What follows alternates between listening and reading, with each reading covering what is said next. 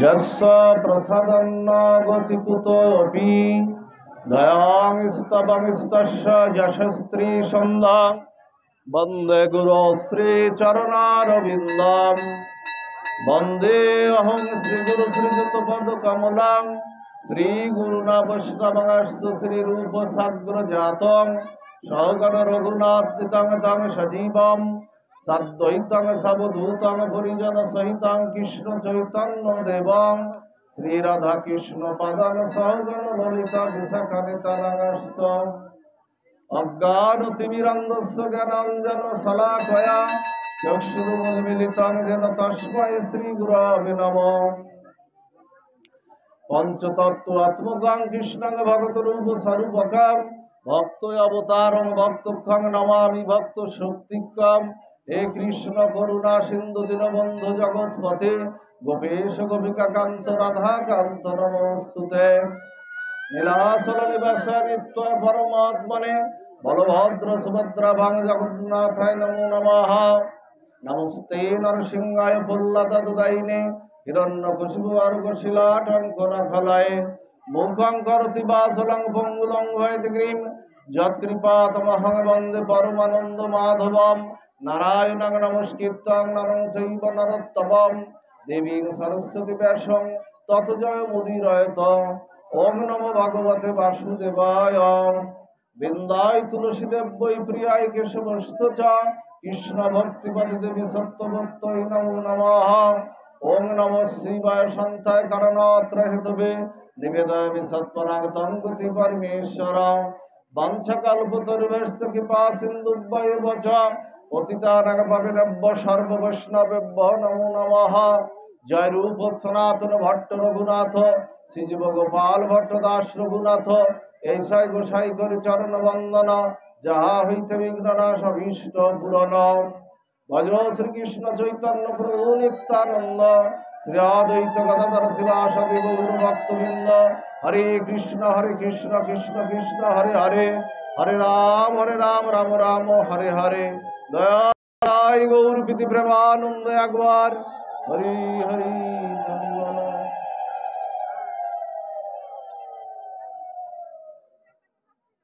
कलि पावन अवतार प्रेम पुरुषोत्तम स्वयं भगवान।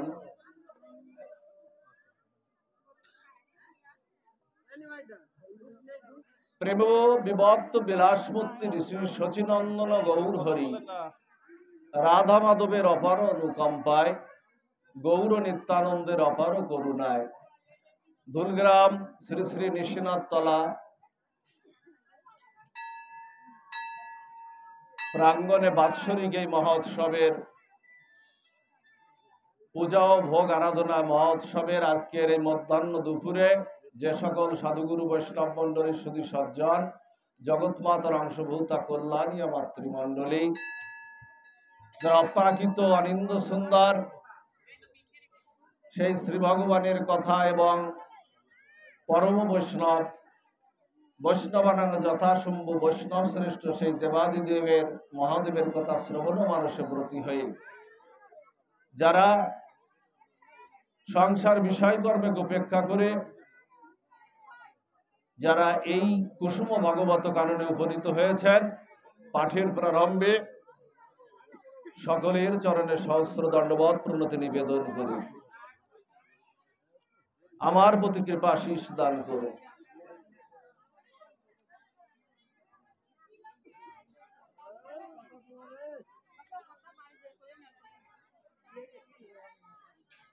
শুধু ভক্ত মণ্ডলী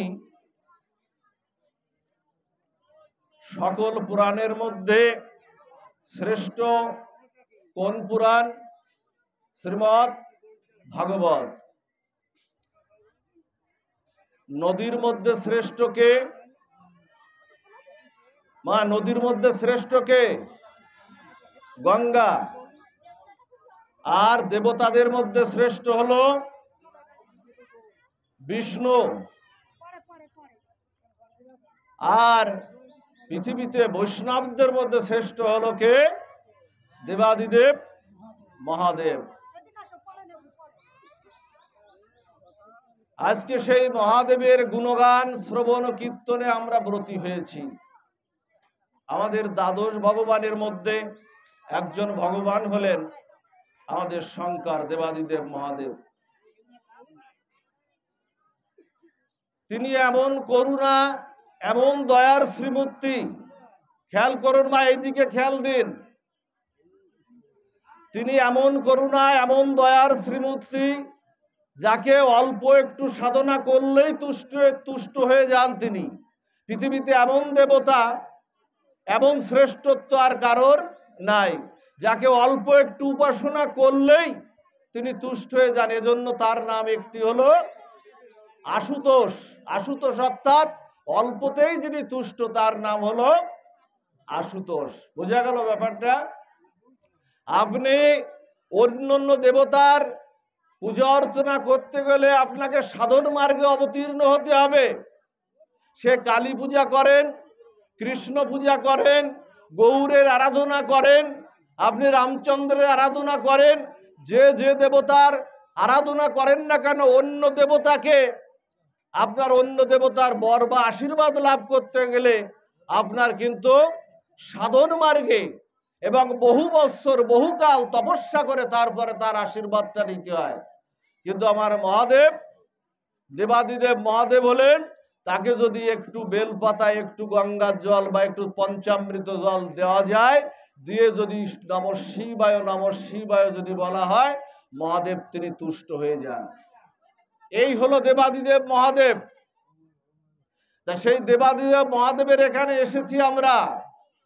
শুধু দেবাদেবকে প্রণাম করলে, তার মাথায় একটু জল ঢাললে, তাকে একটু বেলপাতা দিলেই কি তিনি তুষ্ট হবেন? হ্যাঁ, তুষ্ট হবেন, কিন্তু বেশি তুষ্ট হবেন। তিনি বলেছেন যে আমার গুণকথা যে শ্রবণ কীর্তন করে পরম যত্ন সহকারে, পরম ভক্তি সহকারে, যে আমার কথা শ্রবণ কীর্তন করে, আমি তার মনের আশা আমি পূর্ণ করে আমি দেই। এই জন্য তার নাম হলো আশুতোষ। তিনি শুধু ভক্ত না, শুধু মানুষকে না, তিনি অসুরদেরও তিনি বর দিয়েছেন, তিনি অসুরদেরও কৃপা করেছেন। অসুরদের মধ্যেও পরম পরম ভক্ত ছিল, তাদেরকেও তিনি কৃপা করেছেন। তিনি হলেন দেবাদিদেব মহাদেব। আমরা বেলপাতাটা আমরা দিই, বেলপাতা জল দিই, শুনে রাখুন কথাগুলো, আপনাদের শ্রবণ করা প্রয়োজন এগুলো, কারণ এইটাই আমাদের প্ল্যাটফর্ম। এছাড়া আমাদের সনাতন ধর্মের আর কোনো প্ল্যাটফর্ম কিন্তু আমাদের না। এখান থেকে আমাদের শিখতে হবে। মহাদেবকে যখন বেলপাতাটা অর্পণ করবেন, বেলপাতাটা ডাটাটা ছিঁড়ে অর্পণ করবেন। শিবপুরাণে এটা লিখিত আছে। বেলপাতার ডাটা দিয়ে, ওর একটা ডাটা থাকে না, একটা লম্বা অংশ থাকে না, ওই ডাটা সহ যদি আপনি মহাদেবের লিঙ্গে বা মহাদেবের চরণে দেন, তাহলে বজ্রপাত হলে যেমন একটা শক্তি হয়, যেমন একটা বজ্রপাত হলে যেমন একটা ধ্বনি হয়, একটা শক্তি জাগরিত হয়, তেমনি মহাদেবের মস্তকে ঠিক বজ্রপাতের মতো এরকম একটা শব্দ হয়। এজন্য মহাদেবকে এখানে দেখলাম সবাই বেলপাতা দিচ্ছে। শাস্ত্র আমাদের জানতে হবে, সবাই বেলপাতা দিচ্ছে, কি ওই বেলপাতা সহ দিচ্ছে। কিন্তু বেলপাতা এবং ফুল যে দেবতাকেই আপনি দেন না কেন, ফুলটা কি করতে হবে? ফুলের বুটাটা ছিঁড়ে দিতে হবে। বুটা সহ ফুল দিলে ওই দেবতা আপনার সেই ফুলটা গ্রহণ করে না। তেমনি মহাদেবকে যদি বেলপাতার ওই ডাটা অংশ সহ যদি আপনি নিবেদন করেন, তার মাথায় বজ্রপাত হয়ে গেল। তা আপনারা কৃপা দিতে এসেছেন, কিন্তু নিয়ে যাচ্ছেন কি? পাপ নিয়ে যাচ্ছেন। এজন্য শাস্ত্র বিধি আমাকে মানতে হবে। শাস্ত্র না জেনে, না পড়ে, না বুঝে এগুলো আমাদের করা ঠিক না। কোথাও কি দেখেছেন মহাদেবের এই যে শিবলিঙ্গে কোথাও সিঁদুর দেওয়া আছে? আছে কোথাও? যত পৃথিবীতে যত জায়গা সিঁদুর, মহাদেবের কোনো লিখিত কোনো চিত্রপটে সিঁদুর নাই। আছে কি? দেখবেন মহাদেবের লিঙ্গে 3টে তিলক আছে, মাঝখানে আর একটা গোল তিলক আছে। দেখেছেন কোথাও সিঁদুর দিয়ে তিলক করা? আছে কি?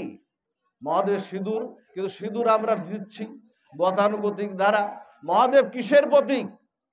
ব্রহ্মা যেমন সৃষ্টির প্রতীক, বিষ্ণু পালনের প্রতীক, আর দেবাদিদেব মহাদেব কি সংহারের প্রতীক। তা কোনো মা, কোনো সধবা মাতা যদি মহাদেবের লিঙ্গে যদি সিঁদুর দিয়ে দেয়, তাহলে মহাদেব যদি সংহার করে দেন, তাহলে কি আসবে মা? আমি আর সেটা নাইবা বললাম। এই জন্য মহাদেবকে চন্দন দেওয়ার জন্য তিলক, যে তিলক ভক্তরা ব্যবহার করেনি সেই তিলক কারো উচ্ছিষ্ট দেওয়া যাবে না, সেই তিলক আমার দেবাদিদেব মহাদেবকে দিতে হবে। সিঁদুর দেওয়ার কোনো বিধান কিন্তু নাই, শিবপুরাণে এটা উল্লেখিত রয়েছে। এখানে আমরা দিয়েছি সিঁদুর, কিন্তু সিঁদুর দেওয়ার কিন্তু কোনো বিধান নাই। দেখবেন মহাদেবের যেসব লিঙ্গ দেখা যায় সেখানে 3টা চন্দনের তিলক আছে সেখানে। এগুলো আমাদের একটু জানা প্রয়োজন, কারণ এখান থেকে ছাড়া আমরা এগুলো জানতে আমরা পারবো না। এই জন্য সেই দেবাদিদেব মহাদেবের উপাসনা আমরা করব। আমাদের এই যে ভাগবত কথা, যে ভাগবত কথা আমরা জীবের দুয়ারে দুয়ারে প্রচারে আমরা আছি, সেই ভাগবত কথা কে প্রথম শুনিয়েছিলেন? কে কাকে শুনিয়েছিলেন ভাগবত কথা? সুখদেব পাদ গোস্বামী পরীক্ষিতকে শুনিয়েছিলেন? না না, এটা ভাগবতের প্রথম অধিবেশন ছিল না। ভাগবতের প্রথম অধিবেশন ছিল দেবাদিদেব মহাদেব দেবী পার্বতীকে শুনিয়েছিলেন। দেবী পার্বতীকে এই মহাভাগবত শুনিয়েছিলেন, সতীকে তিনি শুনিয়েছিলেন, দেবী পার্বতীকে এই ভাগবত প্রথম শিব ঠাকুর শুনিয়েছিলেন। কত বড় তত্ত্ব মাহাত্ম্য। এবং আপনাদের বলে রাখি কথাটা, যদি কেউ মহাদেবের উপাসনা করে, পৃথিবীতে যত মন্দির আছে, সারা অনন্ত বিশ্ব ব্রহ্মাণ্ডে যত মন্দির আছে, শ্রীমন্দির আছে, আমার দেবাদিদেব মহাদেবের মন্দির যত আছে, এত মন্দির কোনো কৃষ্ণ মন্দিরও নাই, গোবিন্দ মন্দির নাই, গৌরেরও মন্দির নাই, অন্য কোনো মন্দির নাই। দেবাদিদেব মহাদেবের সাগরের মধ্যে, সমুদ্র তলের মধ্যে, সমুদ্র পৃষ্ঠে, সমুদ্রের ভিতরও দেবাদিদেব মহাদেবের মন্দির পাওয়া যায়। কেন পাওয়া যায়? তিনি অল্পতে তুষ্ট, অল্পতে তুষ্ট। এই হলো আমাদের দেবাদিদেব মহাদেব। সামনে আগামী বৃহস্পতিবারে শিব চতুর্দশী ব্রত আসছে না? শাস্ত্র বলছে যারা কৃষ্ণ উপাসনা করে বা যে যে ভক্ত হোক, যদি কেউ শিব ব্রত পালন না করে, শিব ঠাকুরের উপাসনা শিব ব্রত যদি কেউ পালন না করে, তার সমস্ত উপাসনায় বৃথা হয়ে যাবে। যদি কেউ শিব ঠাকুরের উপাসনা যদি কেউ না করে, শিব চতুর্দশী যদি পালন কেউ না করে, 4 প্রহরে 4টা পূজা করতে হয় শিব ঠাকুরের 4 বার। প্রথম দধি দিয়ে, পরে প্রথম দুগ্ধ দিয়ে, পরে দধি দিয়ে, পরে মধু দিয়ে, গঙ্গা জল দিয়ে 4 প্রহরে 4 বার পূজা করতে হয় শিবব্রত। কেউ যদি আপনারা শারীরিকভাবে অসুস্থতার জন্য নাও পারেন, আমি আপনাদের একটু বলে যাই, শারীরিকভাবে অসুস্থতা, বাবা আমি তো সকাল থেকে 4 প্রহর পর্যন্ত পুজো আমি করতে পারবো না, আমার ওষুধ খেতে হয়, আমার সুগার আছে, আমার প্রেশার আছে, আমার অন্যান্য রোগ ব্যাধি আছে, অন্য রোগের জন্য ওষুধ খেতে হয়, অসুস্থতার জন্য। যদি নাও পারেন ওইভাবে, তবুও শিবব্রতর দিন কেউ অন্ন প্রসাদ আপনারা পাবেন না। ঠিক একাদশী ব্রতটা ঠিক যেভাবে পালনের বিধান রয়েছে, পঞ্চশস্য পরিত্যাজ্য করে একাদশী পালন যেভাবে আপনারা করেন, ওইভাবে গোবিন্দকে ভোগ লাগিয়ে আপনারা প্রসাদ পেতে পারেন। আর শিব ঠাকুরের প্রসাদ কিন্তু সরাসরি পাওয়া যায় না, এটা জানেন তো আপনারা? শিব ঠাকুরের প্রসাদ সরাসরি পাওয়া যায় না। শিব ঠাকুর কোন প্রসাদ পেতে ভালোবাসেন? শিব ঠাকুর গোবিন্দ প্রসাদ পেতে ভালোবাসেন, জগন্নাথের মহাপ্রসাদ পেতে শিব ঠাকুর ভালোবাসেন। সেই গোবিন্দকে এখানে অর্পণ হয়েছে কিনা আমি জানি না, কিন্তু শাস্ত্রে বলছে যদি গোবিন্দকে অর্পণ না করে সেই প্রসাদ যদি আমাকে অর্পণ না করা, ওই প্রসাদ আমি গ্রহণ করি না, স্পষ্ট কথা বলা হয়েছে। এই জন্য শিব ঠাকুরের যেখানে উপাসনা হবে সেখানে অবশ্যই গোবিন্দের বিগ্রহ থাকতে হবে, বা সবচেয়ে ভালো হয় নারায়ণ শিলা সেখানে যদি রাখা যায়। নারায়ণ শিলার পাশে শিব ঠাকুরের যদি পূজা করা হয়, আগে নারায়ণের সেবা করে তারপরে যদি শিব পূজা করা হয়, তাহলেই। এখানে ব্রাহ্মণ ঠাকুর সেই পূজা করেছেন কিনা আমি জানি না। এজন্য এগুলো আমাদের একটু জানা প্রয়োজন। সামনে শিব চতুর্দশী আসছে, শিব চতুর্দশীর মাহাত্ম্যটা কি মা? কেন এই শিব চতুর্দশী? এই শিব চতুর্দশীতে দেবী পার্বতীর সঙ্গে আমার মহাদেবের বিবাহ সম্পন্ন হয়েছিল। দেবাদিদেব মহাদেবের সঙ্গে পার্বতীর বিবাহ সম্পন্ন হয়েছিল এই চতুর্দশীর দিন। এবং এই ব্রতটি যারা পালন করবে, এই ব্রতটি যারা পালন করবে, এই ব্রতটি যারা নিষ্ঠার সঙ্গে 4 প্রহার ব্যাপী যারা এইভাবে উপবাস করে যারা পালন করবে, এবং যদি 4 প্রহরও যদি আপনারা না পারেন, যাদের শিবলিঙ্গ আছে তারা শিবলিঙ্গকে স্নান করাবেন। আর যদি শিবলিঙ্গ নাও থাকে, মাটির শিবলিঙ্গ করে আপনারা তাতেও স্নান অর্পণ আপনারা করতে পারেন। যদি 4 প্রহরে নিষ্ঠার সঙ্গে আগামী বৃহস্পতিবারে যে শিব চতুর্দশী আছে, নিষ্ঠার সঙ্গে যদি কেউ পালন করেন, শিব ঠাকুর বললেন তাদের কৃষ্ণ ভক্তি পাওয়ার জন্য আর কৃষ্ণের কাছে যেতে হবে না, আমি তাদেরকে কৃষ্ণ ভক্তি দিয়ে জগতে ভগবান শ্রীকৃষ্ণের কাছে আমি নিজেই তাদের অর্পণ আমি করে দেব। এই জন্য আপনাদের একটু বলে যাই, শিব চতুর্দশী ওমা এ দেহ কিন্তু থাকবে না, নশ্বর দেহ। এই দেহ নশ্বর দেহ। অহংকার, অভিমান, আমিত্ব, গর্ব, বিদ্যা বুদ্ধির অহংকার, সুন্দরের অহংকার, এগুলো জীবনে থাকবে না। এগুলোর সবশেষ পরিণতি হলো শ্মশানের এক মুষ্টি ছাই।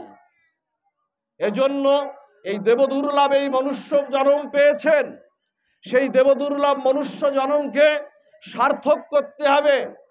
চৈতন্য চরিতামৃত বলছে যে ভারত ভূমিতে মনুষ্য জন্ম হইল যার, জন্ম সার্থক করো করো পর উপকার। এই জন্য এই নদিয়া নবদ্বীপ মণ্ডলে, এই ব্রজভূমি মণ্ডলে যাদের জন্ম হয়েছে তাদের জন্ম সার্থক করতে হবে। সার্থক করতে হবে কিভাবে? সার্থক করতে হবে গোবিন্দের ভজনার দ্বারা, সার্থক করতে হবে পরম বৈষ্ণব শ্রেষ্ঠের আরাধনার দ্বারা। তার উপাসনাটা আমাদের করতে হবে। আমরা আসি, একটু ছুটে আসি, একটু ঠাকুরের এখানে আসি, একটু উপাসনা করি, মানসিক করি, আর পূরণ হয়ে গেলে আমরা আর সেদিকে ফিরে তাকাই না। এটাই তো আমাদের লক্ষ্য। এটা ঠিক নয়। এজন্য দেবাদিদেব মহাদেবের উপাসনা আমাদের চাই। শিব চতুর্দশীটা আপনারা পালন করবেন।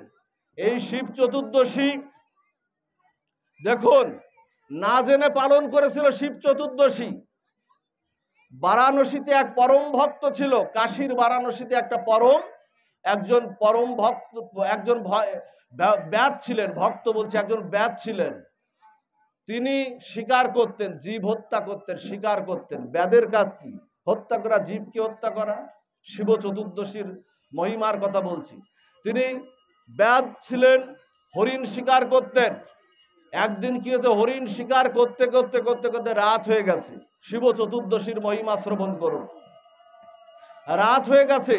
রাত হলে না, ও কি করেছে, ওর সমস্ত যে মাংসের যে পুটলিগুলো ছিল ওই বস্তা নিয়ে না, ও চিন্তা করেছে আমি যদি নিচে থাকি তাহলে আমাকে বনের কোনো হিংস্র জন্তু আমাকে আক্রমণ করতে পারে, আমাকেই খেয়ে নিতে পারে। ও কি করেছে, একটা গাছে উঠেছে। শিব চতুর্দশীর মহিমা শুনুন। একটা গাছে উঠেছে, সৌভাগ্যক্রমে, ওর জীবনের সৌভাগ্যক্রমে সেই গাছটা ছিল একটা বেলপাতা। দেখবেন বেলপাতার 3টা পাতা আছে। সবচেয়ে ভালো হয় দ্বাদশ বেলপাতা যদি শিবলিঙ্গে যদি দেওয়া যায়, দ্বাদশ বেলপাতা, তিনি সবচেয়ে বেশি খুশি হন। আর যদি আপনারা না পারেন তাহলে অন্তত 1টা 2টো আপনারা বেলপাতা দেবেন। ওই গাছটা ছিল বেল গাছ ছিল। এই বেল গাছের উপরে রাত্রে তিনি রাত যাপন করছেন। সকাল প্রভাত হলে তিনি বাড়ি চলে যাবেন। রাত্রে কি হয়েছে, ওই দিনটা ছিল শিব চতুর্দশীর দিন। তার মানে দেবী পার্বতী আর মহাদেবের বিবাহের দিন ছিল ওই দিনটা।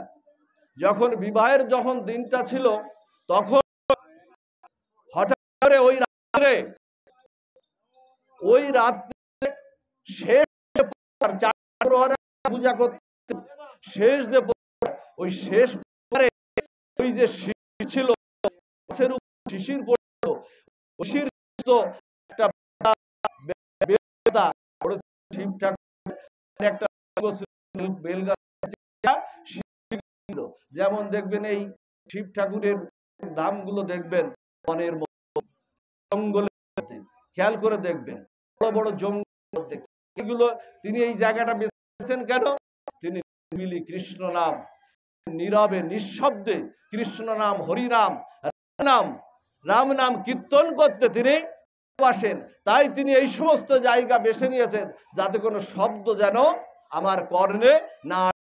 পঞ্চমুখে তিনি রাম নাম করছেন, গান ত্রিপুরারি, পঞ্চমুখে রাম নাম, গান ত্রিপুরারি। এখন শেষ প্রহরে বেলপাতা ওই শিশির জল শিবলিঙ্গের পারে পড়েছে। শিবলিঙ্গের পারে পড়ার সাথে সাথে শিব ঠাকুর প্রসন্ন হয়ে গেছে। ওর কিন্তু শিব চতুর্থী পালন করা হয়ে গেল, ওর অজান্তেই পালন করা হয়ে গেল। পরের দিন সকালে বাড়ি গিয়েছেন, বাড়ি গিয়ে ওর স্ত্রী প্রতীক্ষায় আছেন, ওকে খেতে দিচ্ছেন। এর মধ্যে যখন উনি খেতে যাবেন, ওই দিন উনি নিরামিষটা রান্না করেছেন, তার স্ত্রী ওই দিন নিরামিষটা রান্না করেছেন। খেতে যাবেন, এই সময় একজন ব্রাহ্মণ ঠাকুর আসছেন। যদি কোনো উৎসব হয়, কোনো ব্রত হয়, তাহলে নিয়ম আছে ব্রাহ্মণকে, বৈষ্ণবকে বা কোনো সাধুকে সেবা দেওয়ার বিধানটা কিন্তু শাস্ত্রে আছে, এরকম আছে। এখন ব্রাহ্মণ অযাচিত ভাবে ব্রাহ্মণও তার গিরি আসছে, উনি আগে সেবা না নিয়ে আগে ব্রাহ্মণকে দিলেন। তাহলে ওদিকে ব্রত পালন হলো, এদিকে কি হলো? বৈষ্ণব সেবা হলো। এই জন্য মা বলি কি, অন্ততপক্ষে জীবনে আর কিছু না পারেন, মাঝে মধ্যে বছরে একবার হলো গৃহে অন্ততপক্ষে, যদি বড় করেও না পারেন, একবার হলো 2-4 জন সাধুগুরু বৈষ্ণবকে সেবা দেওয়ার চেষ্টা করবেন। কারণ সাধু বাড়িতে আসলেই আপনার সমস্ত পাপ নাশ হয়ে যায়, আপনার সমস্ত অভিশাপ কেটে যায়। সাধু হলো চলমান তীর্থ।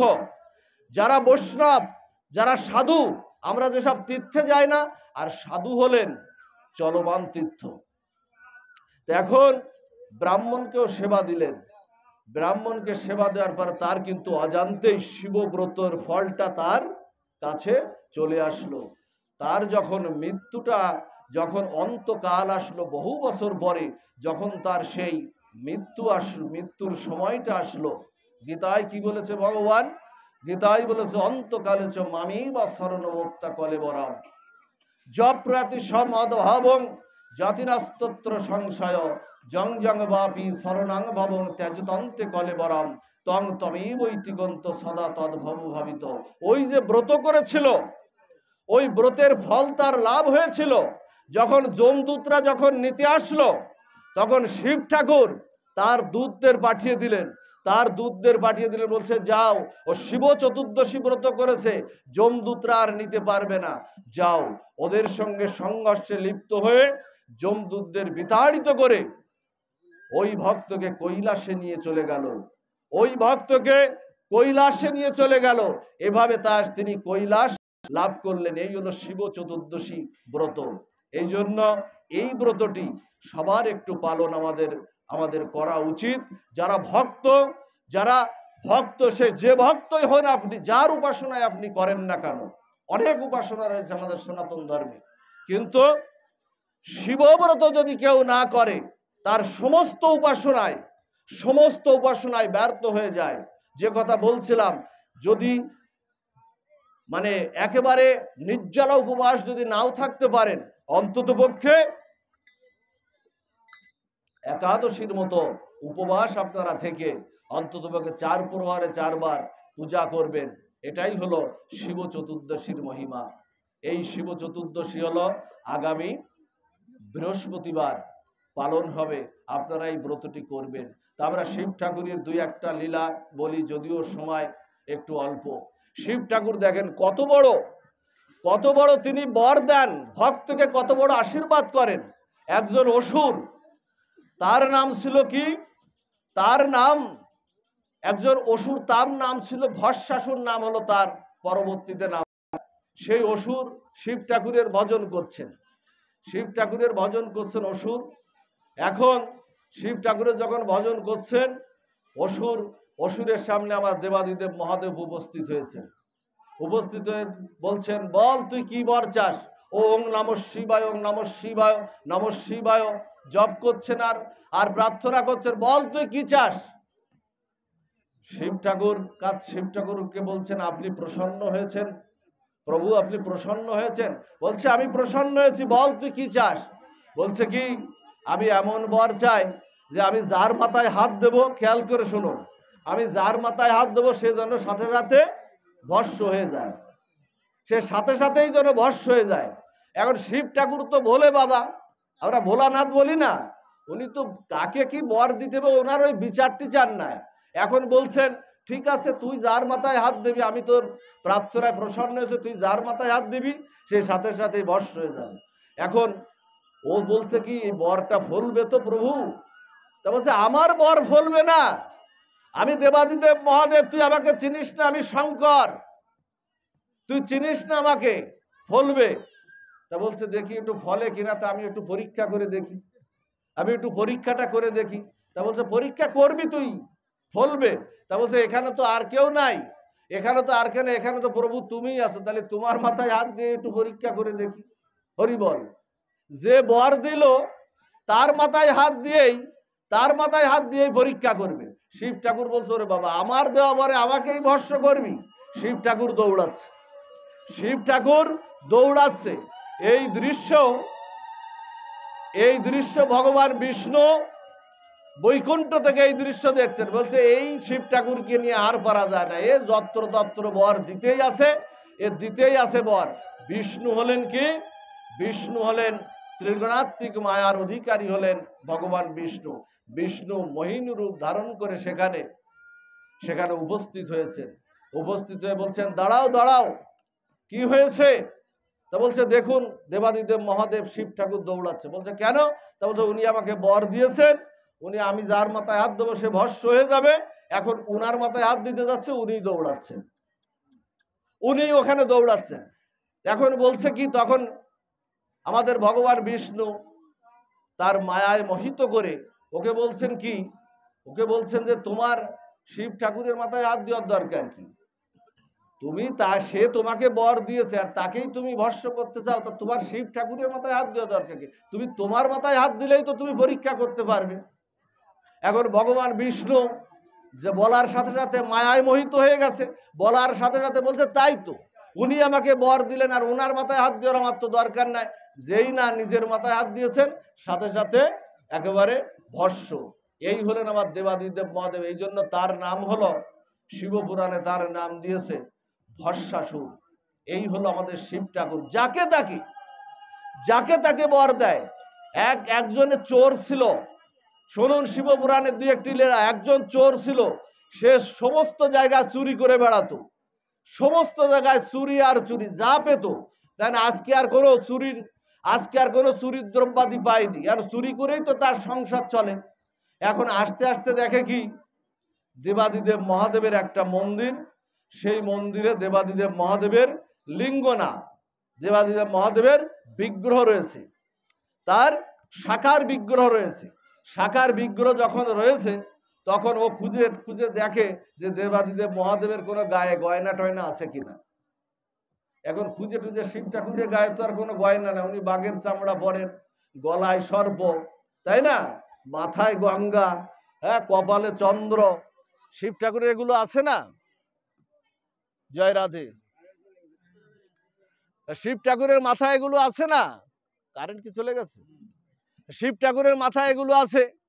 এখন ও চিন্তা করছে, এমন এক ভগবানের কাছে আসলাম, কৃষ্ণর মন্দিরে গেলেও তো দুটো গয়নাকাঠি পড়তো, গৌরের মন্দিরে রামচন্দ্র, আর এমন ভগবানের গায়ে গয়না টয়না নাই, ছাই বর্ষ মাখে, একেবারে গলায় সর্প, বাঘের ছাল পরে, কোন ভগবান? কিছু নাই, একেবারে কোনো সোনার জিনিস নাই। এখন খুঁজতে খুঁজতে দেখে উপরে একটা ঘন্টা আছে, ঘন্টা নাড়াচ্ছে না, ওই ঘন্টা, উপরে একটা ঘন্টা। তারপর ও চিন্তা করেছে, এই ঘন্টাটাই আমি নিয়ে যাই, এও বেচলে তো যাও 200 টাকা হবে, এই ঘন্টাটা নিয়ে যায়। এখন ওই ঘন্টা উপরে গিয়ে পাঠতে গিয়ে ও কি করেছে, ওই ঘন্টা সহ একেবারে শিব ঠাকুরের ওই বিগ্রহের উপরেই পড়েছে। শিব ঠাকুর ওখানে জাগ্রত হয়ে গেছে। শিব ঠাকুর ওখানে জাগ্রত হয়ে গেছে, বলছে বরং দেহি, বরং দেহি।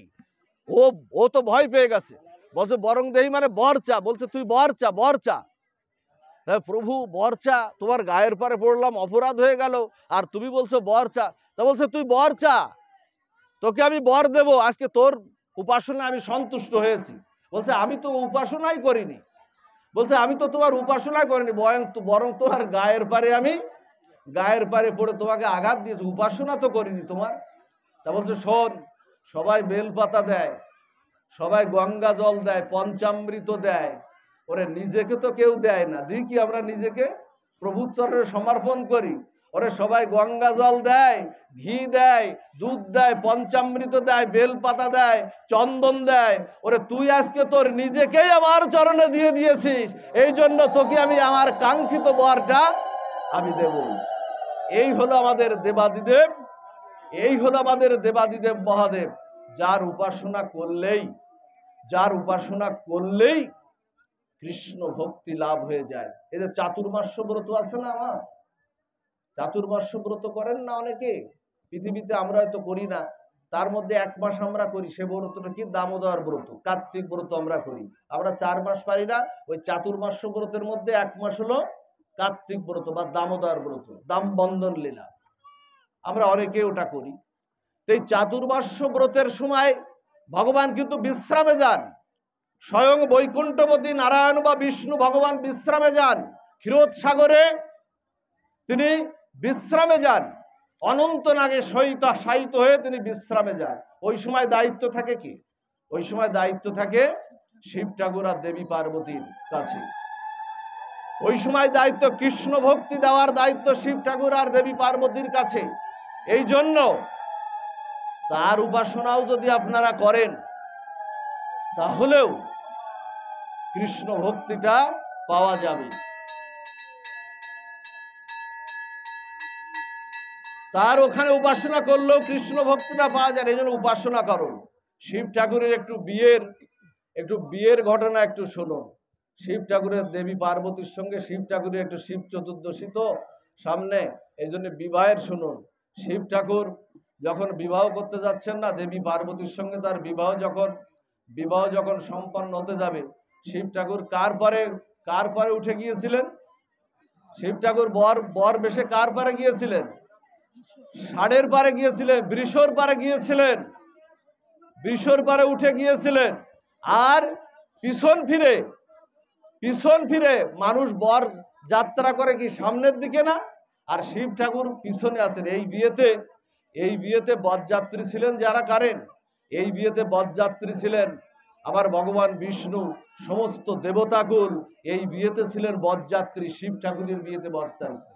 আর শিব ঠাকুরকে কাছে প্রশ্ন করা হয়েছিল, ঠাকুর মানুষ বিয়েতে তো যায় সামনে মুখ করে, তা তুমি পিছনে মুখ করে কেন? আর বলা হয়েছিল যে আজকে তুমি একটু, তোমার তো শিব ঠাকুরের বাহন কি? শিব ঠাকুরের বাহন হলো ষাঁড়। তা বলছে আজকে একটু ষাঁড়টা ফালতিয়ে তুমি একটু ঘোড়ার গাড়িতে করে চলো, একটু পুষ্প রথে করে চলো, বিয়েতে যাবে একটু রথে করে চলো, তা একটু সেইভাবে চলো। তা বলছে না, একদিনের জন্য আমি আর যানবাহন পাল্টাবো না, আমার যানবাহনটা একদিনের জন্য আর পাল্টাবো না, একদিন ভালো সেজে গুজে লাভ কি? তা বলছে তুমি একটু কাপড় চোপড় পরো ভালো করে। তা বলছে না, তাও পরবো না, আমার যা আছে না আমি সেইটা নিয়েই আমি চলবো। বিয়ে করতে গেলেন পিছন ফিরে আছেন কেন? পিছনে ভগবান বিষ্ণু আছেন। শিব ঠাকুর বললেন কি জানেন? শিব ঠাকুর বললেন ভগবানের দিক থেকে মুখ ফেরানো জীবের সর্ব অনর্থের মূলভূত কারণ। আমাদের দুঃখ কি জানেন? আমাদের দুঃখ হলো ভগবানের দিক থেকে আমাদের এত যন্ত্রণা, এত শোক তাপ রোগ ব্যাধি, এত যন্ত্রণা হলো আমাদের এই কারণে, কৃষ্ণ ভোলার কারণেই আমাদের যন্ত্রণা। যা শিব ঠাকুর তিনি দৃষ্টান্ত স্থাপন করে গেলেন যে পিছন ফিরে আসেন, বলছে ভগবানের দিক থেকে কখনো মুখ ফেরানো যাবে না। কৃষ্ণ ভুলি যে জীবনাদি বহির্মুখ, অতএব মায়া তারে দেয় সংসারও দুঃখ। কৃষ্ণ ভুললেই দুঃখ। এই জন্য কৃষ্ণকে হৃদয়ে সবসময় আপনারা স্থান দেবেন। শিব ঠাকুর যখন বরযাত্রী নিয়ে উপস্থিত হলেন, শাশুড়ি মেনকা তখন আরতি করছেন। এখন শিব ঠাকুরের গলায় তো সর্প, তখন একটু ধুনসি এই যে ধুনসি জ্বেলেছেন না, এই ধুনোর আরতি করছেন, আর ওদিকে প্রদীপ নিয়ে আরতি করছেন। যেই না ধুনোর আরতি করেছেন, ধুনোর আরতি করলে কি হয়, সর্পগুলো কি করে, ধুনোর আরতি করার সঙ্গে সর্প ফোঁস ফোঁস করছে। আর মেনকা বললেন, ওরে বাবা কোন জামার হাতে পড়লাম, গলায় সর্প, হ্যাঁ, আর এই সর্প ফোঁস করে, ওই ফোঁস করে নিচে জ্ঞান হারিয়ে পড়ে যাচ্ছেন। আবার উঠলেন, আবার প্রদীপ দিয়ে আরতি করছেন, প্রদীপটা হাতেতে পড়ে যাচ্ছে। জামাইকে আরতি করে না শাশুড়ি, প্রদীপ দিয়ে আরতি করে না, ঘুরে প্রদীপটা হাতেতে পড়ে যাচ্ছে, বারবার পড়ে যাচ্ছে।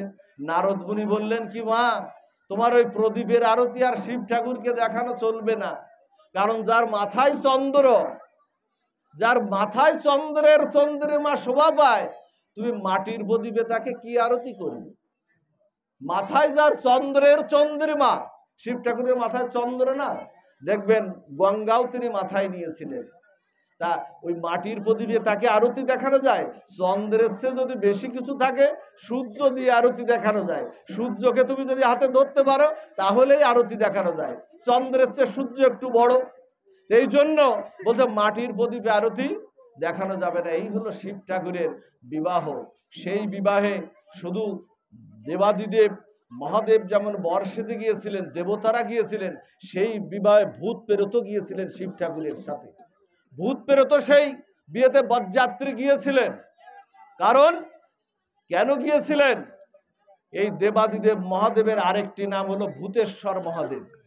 আছে না বাবা নাম ভূতেশ্বর মহাদেব? কারণ জগতের শত অপশক্তিকে, সমস্ত অপশক্তিকে আমাদের যাতে ক্ষতি না হয়, আমাদের মতো ভক্তদের বা আমাদের সকল ভক্তদের যাতে ক্ষতি না হয়, ওই অপশক্তিকেও তিনি তার দেহে আশ্রয় দিয়েছেন।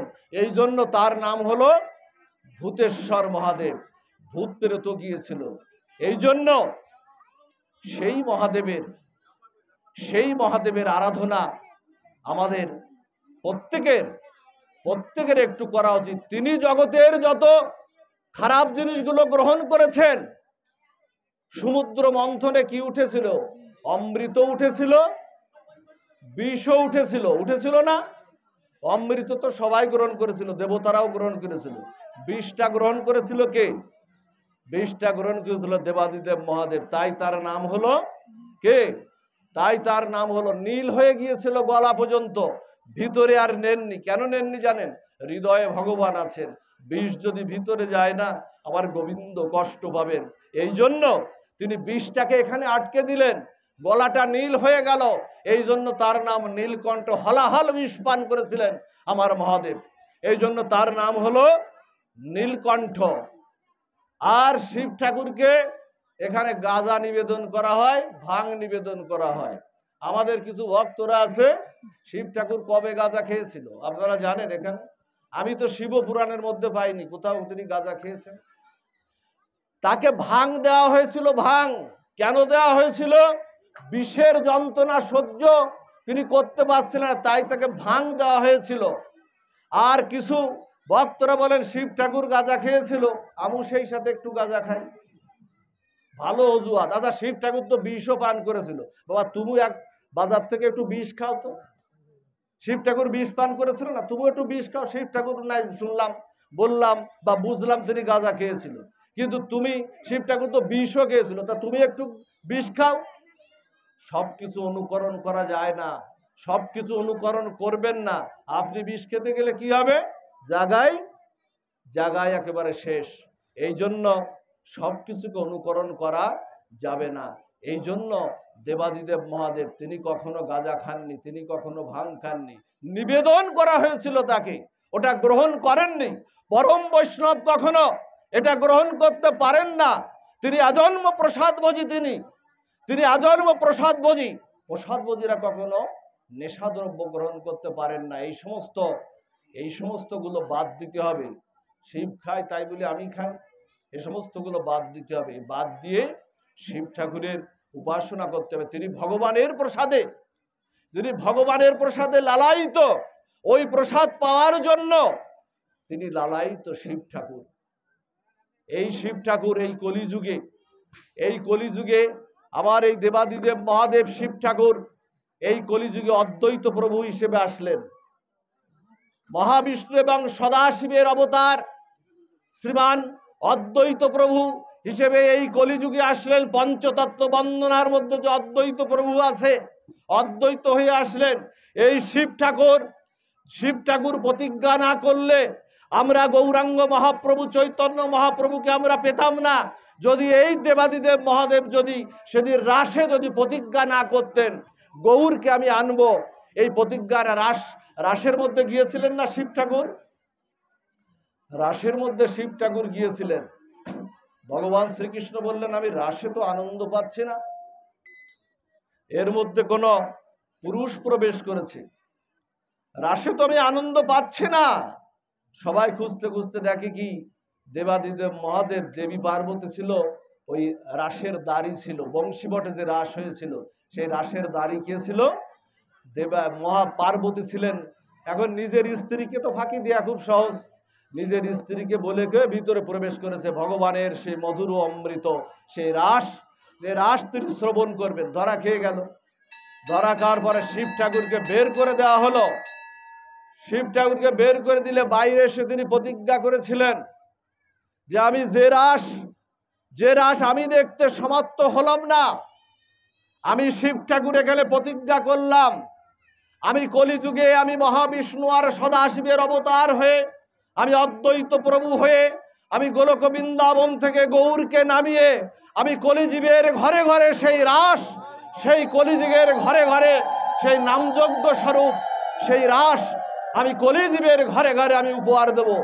কলিযুগে নামযজ্ঞটাই রাস, কলিযুগে আলাদা কিন্তু কোনো রাস নাই। যেখানে যে হরিনাম সংকীর্তন হয় এই নামযজ্ঞটাই হলো কলিযুগে রাস।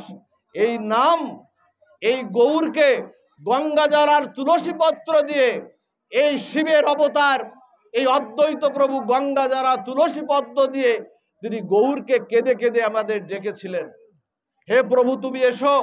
কলির জীব আর ধর্ম করে না, আচরণ করে না, কলির জীবের অবস্থা খুব করুণ। তুমি না আসলে এই ধর্ম আচরণে কে শিক্ষা দেবে? তুমি তো গীতায় বলেছো যদা যদা হি ধর্মস্য গ্লানি ভবতি ভারত অভ্যুত্থানম অধর্মস্য তদাত্মনাম সৃজাম্যহম পরিত্রাণায় সাধুনাং বিনাশায় চ দুষ্কৃতম ধর্ম সংস্থাপনার্থায় সম্ভবামি যুগে যুগে।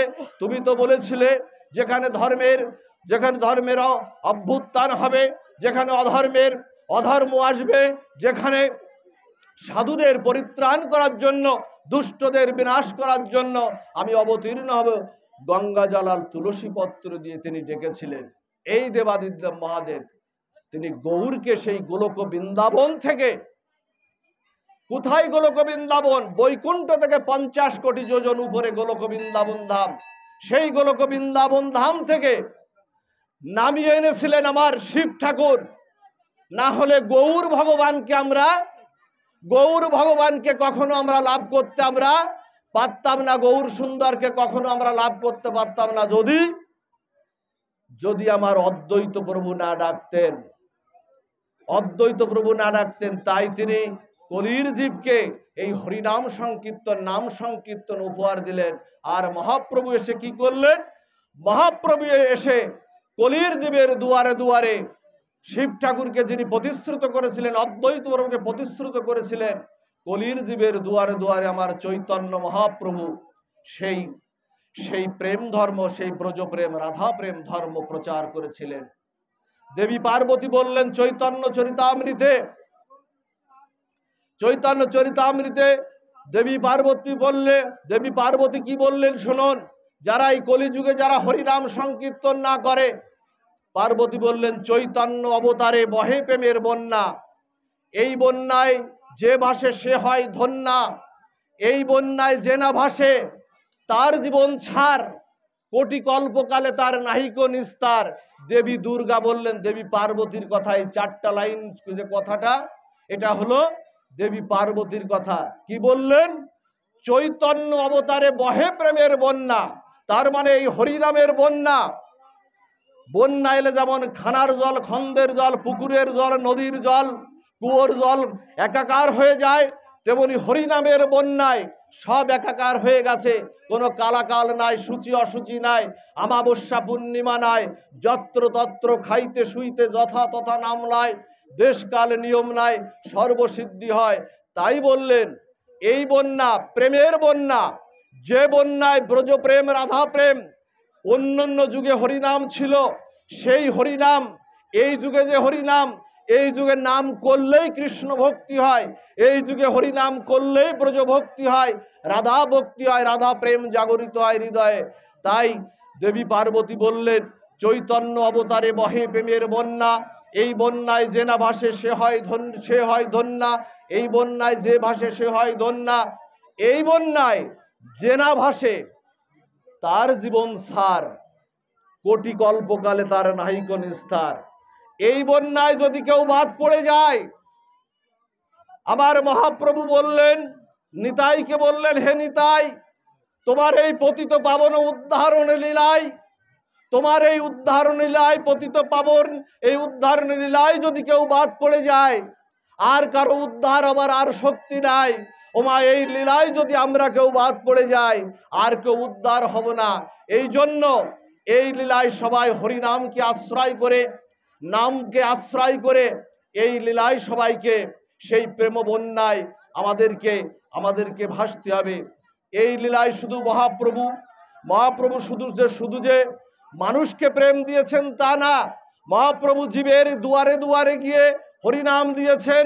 তিনি কি বলেছিলেন যে শুনো শুনো নিত্যানন্দ, শুনো হরিদাস, সর্বত্র আমার আজ্ঞা করহ প্রকাশ, প্রতি ঘরে গিয়ে করো এই ভিক্ষা, বলো কৃষ্ণ লহ কৃষ্ণ, করো কৃষ্ণ শিক্ষা।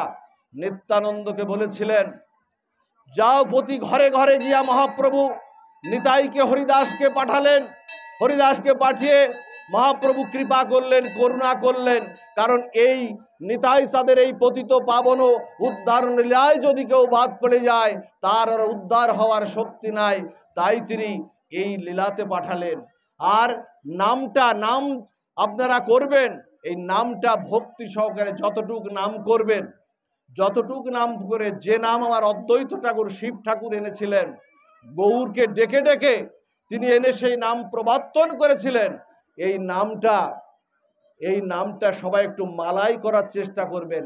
1 মালা হোক, 2 মালা হোক, 4 মালা, যে যতটুক পারেন, বিধিবিধান নাই, যত পারেন। কি হবে? মালাই জপিলে নাম আত্মিক উন্নতি হয়, উচ্চ স্বরে গাহিলে নাম জীবের কল্যাণ হয়। মালাই জপলে কি হয়? আত্মার উন্নতি হয়। অনেকে বলে দরগুনে করি, দরগুনে করলে হয়, কিন্তু মালা জপ করলে যতটা কৃপা হয়, ওই যে 108টা গুটি, ওর মাঝখানে দেখবেন পরম ব্রহ্মের প্রতীক 0, মাঝখানে পাশে 18, ওই 18 সংখ্যাটা হলো আমাদের উত্তরণের প্রতীক। 18টা অধ্যায় পার না হয়ে আপনি কোথাও যেতে পারবেন না।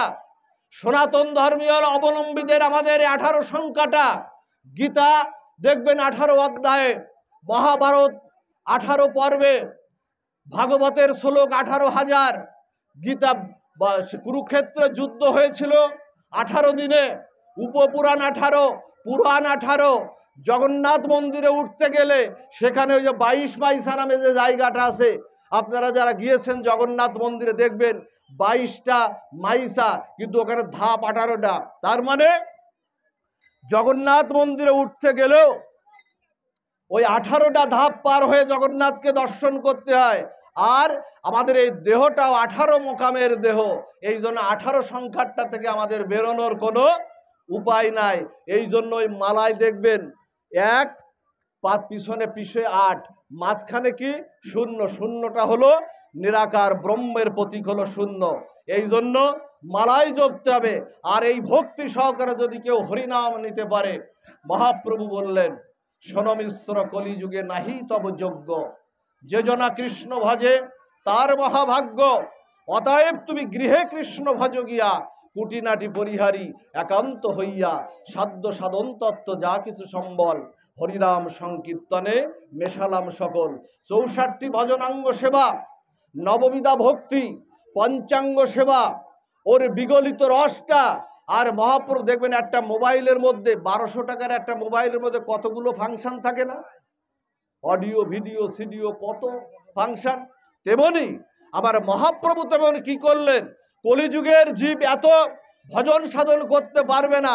কলিযুগের জীব 64 ভজনাঙ্গ সেবা, নববিধা ভক্তি আর পঞ্চাঙ্গ সেবার রসটা বিগলিত করে আমি হরের নাম হরের নাম হরের নামইব কে বলাম, কলু নাস্তব্য নাস্তব্য নাস্তব্য গতিরন্নাথা বললেন। কলিযুগে এই হরিনাম এরকম সাধুসঙ্গে পরিবেষ্টিত হয়ে হা নিতাই হা গৌর বলে যদি দুবাহু তুলে কেউ হরিনাম সংকীর্তন করে, বলতে সেই কৃপাটা হয়ে যায়, সেই নাম পবিত্রিত করেছি আমি, সব কিছুকে আমি মিশিয়েছি হরিনামের মধ্যে। ওমা মহাপ্রভু যে লীলাটা বলেই আমরা পাঠ বিশ্রামে যাব, মহাপ্রভু শুধু কিন্তু মানুষকে কৃপা করেননি, পশু পাখি কীট পতঙ্গ ব্যাঘ্র হরিণকেও তিনি কৃপা করেছেন। মহাপ্রভু যাচ্ছেন ঝাড়খণ্ড জঙ্গলের পথ দিয়ে বৃন্দাবনের পথে, বৃন্দাবনের পথে যখন যাচ্ছেন, কৌতুকী মহাপ্রভু দুবাহু তুলে হরিনাম সংকীর্তন করতে করতে চলেছেন। মহাপ্রভু তার মধুর সেই বদনে হরিনাম করতে করতে চলেছেন। মহাপ্রভুর সেই প্রেমমাখা হরিনাম শুনে কিছু হরিণ এসে গেল। শুনুন লীলাটি, কোথায় কিছু হরিণ এসে গেল। হরিণ আসতে না কিছু বাঘও এলো।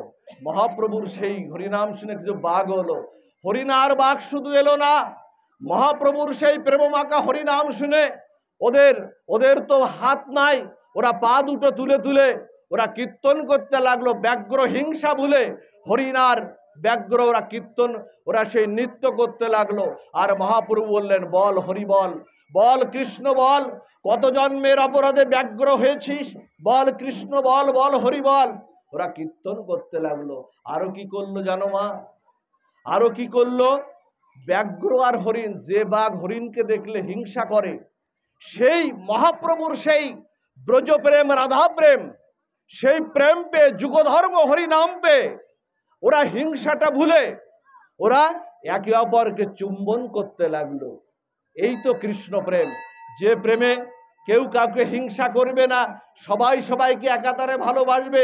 যদি কৃষ্ণ ভজন করে, কৃষ্ণ তত্ত্ব অনুশীলন করে কারোর হৃদয়ে যদি হিংসা জাগে, আপনার বুঝতে হবে আপনার হৃদয়ে কৃষ্ণ প্রেম জাগরিত হয়নি, কৃষ্ণ প্রেম আপনার জাগরিত হয়নি। ওমা ব্যাঘ্রের হলো, হরিণের হলো, কিন্তু আমার হলো না। আমার এই ব্যাঘ্রের পাষাণ হৃদয় গলল, সাপের হলো, সর্পের হলো, কিন্তু হরি নামে আমার হৃদয় তো গলল না। আমার হৃদয়ে অনুবেদ্য হলো না হরি নামে, বাঘের হলো। আর ওরা হিংসা বলে ওরা কীর্তন করতে লাগলো, নৃত্য করতে লাগলো মহাপ্রভুর সাথে। আর মহাপ্রভু বললেন, বল হরি বল, বল কৃষ্ণ বল। কি করলো জানেন মা, মহাপ্রভু যখন জঙ্গল পেরিয়ে, ঝাড়খণ্ড জঙ্গলের পথ দিয়ে যখন জঙ্গল পেরিয়ে শ্রীধাম বৃন্দাবনের পথে যখন চলে যাচ্ছেন বৃন্দাবনের পথে চলে যাচ্ছেন, ব্যাঘ্র আর হরিণকে বলল, এই তোরা আর আসিস না, তোরা এখানে থেকে যা, আমি তো লোকালয়ে প্রবেশ করছি, তোরা এখানে থেকে যা, আমি লোকালয়ে প্রবেশ করছি, তোরা এখানে থেকে যা। আচ্ছা, হরিণগুলো তো প্রেম পেয়ে, হরিণগুলো তো ওরা তৃণ খেয়ে বাঁচতে পারে। আমরা মানুষ যারা আছি, আমরা তো যদি আমিষ দ্রব্য কেউ গ্রহণ না করি, আমরা শাকাহারী প্রসাদ বুঝিয়ে বাঁচতে পারি। আচ্ছা, ব্যাঘ্রের কি হলো মা, বাঘের কি হলো? বাঘ তো অপরকে হিংসা ছাড়া বাঘ তো বাঁচবে না। ব্যাঘ্রের কি হলো?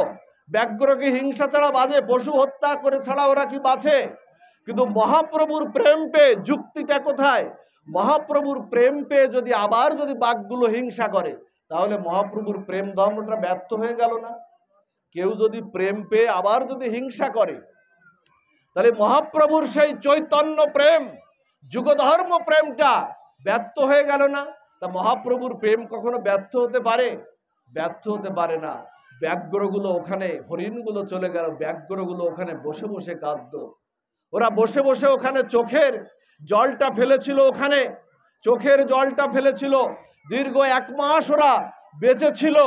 1 মাস ওরা বেঁচে না খেয়ে থাকতে থাকতে এক সময় ওদের ভিতরে ওদের সেই পশুর সেই জৈব কোষ পরিত্যাগ করে ওরা সেই চৈতন্য মহাপ্রভুর সেই প্রেমধামে ওরা চলে গিয়েছিল। এই হলো মহাদেবের অশ্রুতপূর্ব প্রেম। অশ্রুতপূর্ব সেই প্রেম, সেই নাম আপনারা আশ্রয় করুন। আর যারা এখানে এসেছেন মহাদেবের এখানে যারা এসেছেন, সেই তপস্যা আপনারা করুন, মহাদেবকে তপস্যা করুন। একদিন না, 2 দিন না, প্রতিদিন মহাদেবের তপস্যা করতে হবে। শিবলিঙ্গ যদি আপনাদের কারোর থাকে, শিবলিঙ্গকে প্রতিদিন স্নান করাতে, বাড়িতে কালে শিবলিঙ্গ কিন্তু রেখে দিলে হবে না, শিবলিঙ্গ থাকলেই আপনার স্নান করাতে হবে।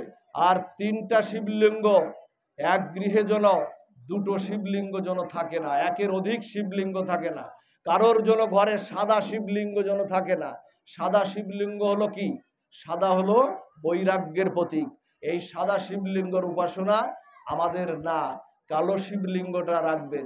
আর সবচেয়ে ভালো হয় যারা গৃহে আছেন, আপনারা যারা গৃহে আছেন, সবচেয়ে ভালো হয় চিত্রপটে পূজা। চিত্রপটে পূজা করাটাই অপরাধটা কম হয়। এই জন্য চিত্রপটে আপনারা পূজা করবেন। চিত্রপটে পূজা করলেই আপনাদের সবচেয়ে মঙ্গল। আর শিবলিঙ্গ যদি কেউ প্রতিষ্ঠিত করেন, তাহলে বাধ্যবাধকতা রয়েছে। অতিরিক্ত ঠান্ডা দুধ দিয়ে, কাঁচা দুধ দিয়ে যেমন মহাদেবের স্নান করাতে হয়, অতিরিক্ত ফ্রিজে ঠান্ডা দুধ দিলে কিন্তু শিব স্নান করানো যাবে না, উনি অতি অপ্রসন্ন হয়ে যান। আবার অতি গরমও তাকে কিন্তু দেওয়া যাবে না। এমন একটা তাপ তাকে দিতে হবে, এমন একটা গরম দিতে হবে যেটা আমি নিজে গ্রহণ করতে পারি। আমি নিজে যদি গ্রহণ করতে পারি, তাকে সেটা দিতে হবে। এই জন্য সেই চিত্রপটের সেবা আপনারা করতে পারেন।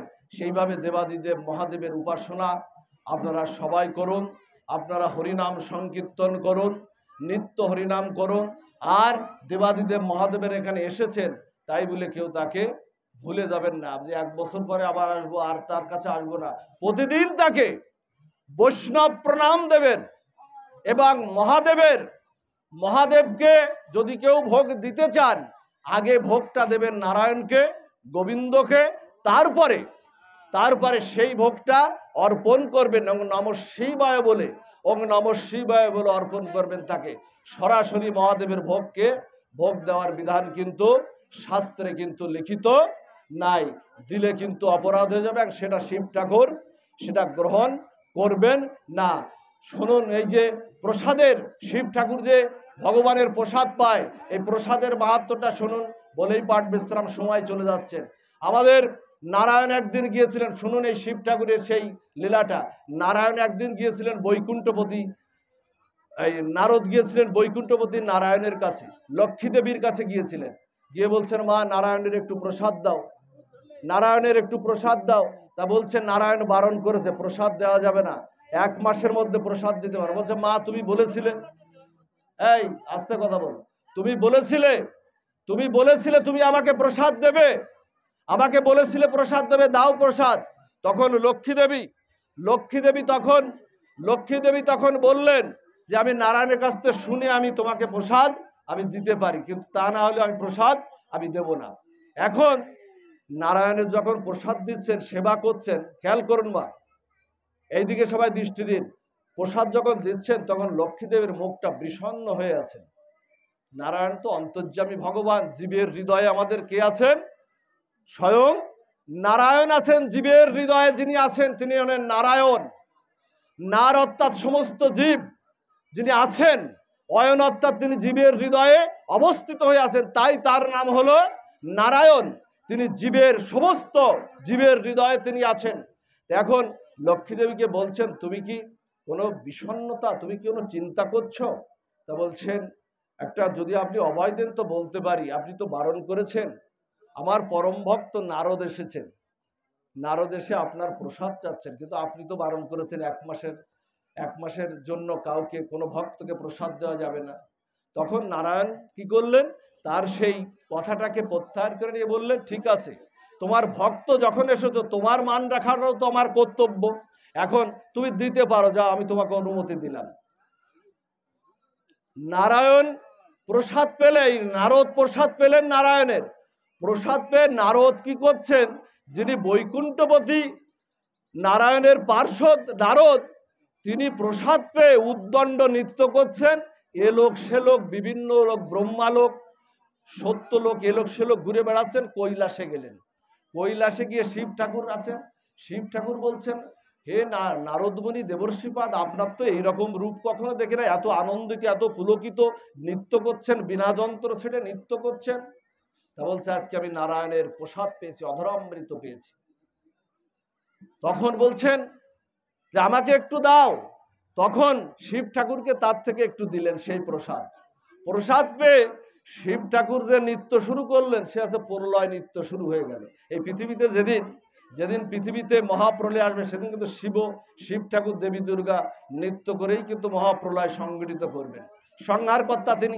এখন তিনি নৃত্য শুরু করেছেন, এমন নৃত্য শুরু করেছেন পৃথিবী প্রলয় হয়ে যায় অবস্থা। সমস্ত দেবতাকুল গিয়ে ভগবান বিষ্ণুর কাছে গেলেন। এদিকে মাঝখানে আবার দেবী পার্বতী শিব ঠাকুরকে বলছেন যে তুমি প্রসাদ পেলে, তুমি আমাকে দিলে না। তো বলছে আমি সবটুকু পেয়েছি। তো বলছে কিছুই নাই। তো বলছে না, মোটে কিছু নাই। বলছে আমি তোমার অর্ধাঙ্গিনী, তুমি আমাকে না দিয়ে তুমি গ্রহণ করতে পারো না, তোমার অর্ধাঙ্গিনী আমি। তখন বলছেন, তখন ওরাই দেবী পার্বতীও নৃত্য করতে লাগলো। দুইজনের নৃত্যে পৃথিবী রসাতলে যায়, প্রলয় হয়ে যায় অবস্থা। সমস্ত দেবতাকুল মিলে নারায়ণের এখানে উপস্থিত হলেন যে প্রভু আপনার প্রসাদ পেয়ে এই অবস্থা, আপনি চলুন তাড়াতাড়ি। শিব ঠাকুরের এই নৃত্য আর দেবী পার্বতীর এই উদ্দণ্ড নৃত্য আর কেউ থামাতে পারছে না, আপনি যদি না থামান। তখন কি হলো, তখন নারায়ণ সেখানে গরুরের পিঠে করে ক্ষিপ্র গতিতে সেখানে উপস্থিত হলেন। উপস্থিত হয়ে বললেন যে তোমাদের এই নৃত্য থামাও, পৃথিবীর রসাতলে গেল, প্রলয় হয়ে গেল, তোমাদের এই নৃত্য থামাও, আর তোমাদের কথা দিচ্ছি। তখন থামালেন। থামিয়ে দেবী পার্বতীকে বললেন তুমিও নৃত্য থামাও, বলো তোমাদের কি প্রার্থনা আমার কাছে বলো।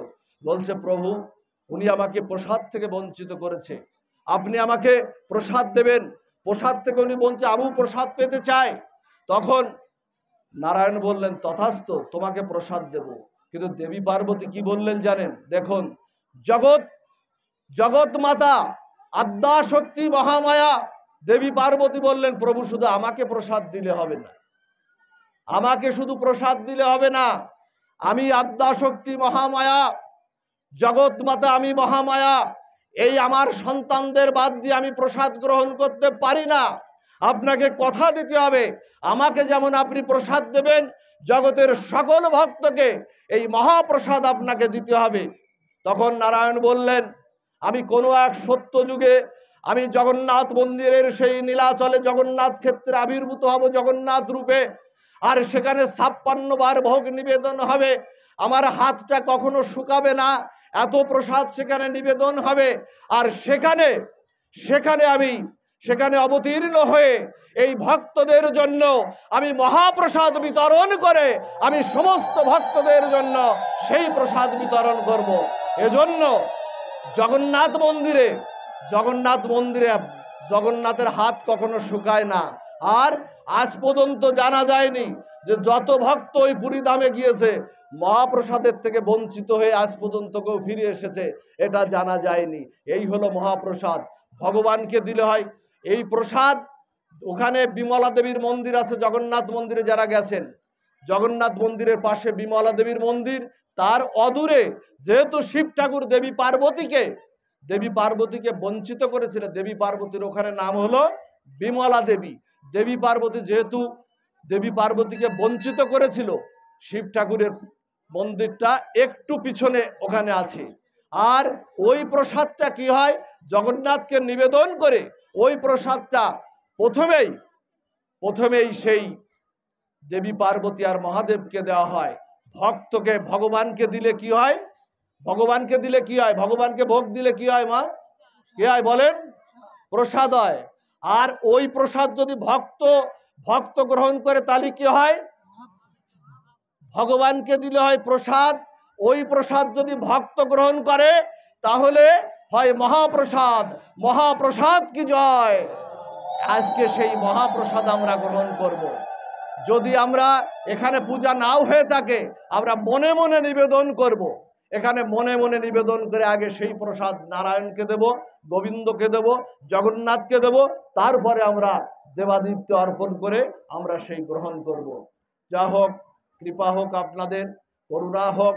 আর সবশেষে যে কথাটি এখানে বলতে হয়, আজকে যাদের সহযোগিতায় আজকে একাই জায়গাটায় আমরা অনুষ্ঠানটা করি, আশপাশে যে জায়গাটায় আমাদের মহাদেবের ধামটা, এই শিবপীঠটা অবস্থিত, আশপাশে কিন্তু আমাদের সবাই কিন্তু এখানে আমাদের ইসলাম ধর্মের ভাইয়েরা কিন্তু এখানে আসেন।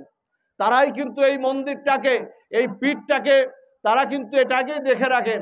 আজকে যদি তারা এখানে সহযোগিতা না করত, তাদের সহযোগিতা যদি এখানে না থাকতো, এখানে আমরা এই পীঠটাও আমাদের ঠিক সুরক্ষিত অবস্থায় যেমন থাকতো না, আজকের এই অনুষ্ঠানটা আমরা ঠিক সুচারুরূপে সম্পন্ন করতে পারতাম না।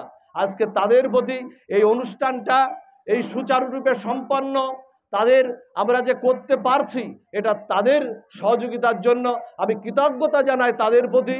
আর এই মন্দিরও তারা এইভাবে দেখে শুনে সুরক্ষা করে রাখেন।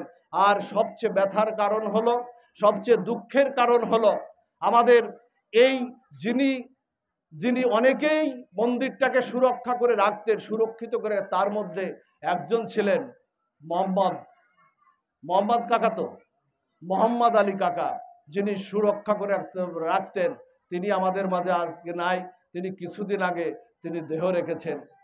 তিনি আমাদের একজন পরম আমাদের একজন সুরত ছিলেন, পরম একজন আমাদের সহযোগিতাও করতেন। তিনি আজকে আমাদের নাই। আমরা খুব বেদনা হতো, আমরা দুঃখ হতো। আর যে চলে তো আমাদের যেতেই হবে, ছেড়ে চলে যেতেই হবে আমাদের, তবুও তার অনুপস্থিতিটা, তার শূন্যতাটা আজকে আমাদের হৃদয়ে অনুভব হচ্ছে, আমাদের চোখে মুখে আমাদের অনুভব হচ্ছে। যা হোক, তার জন্য আপনারা কৃপা করবেন, তার জন্য প্রার্থনা করবেন। এই প্রার্থনা জানিয়ে আপনাদের সবার সুমঙ্গল কামনা করে, শিব ঠাকুরের কৃপা যেন সবার মাথার উপরে ঝরে পড়ে, এই প্রার্থনা জানিয়ে আজকের ভাগবতী পাঠ বিশ্রাম এখানেই। জয় শ্রী গুরু।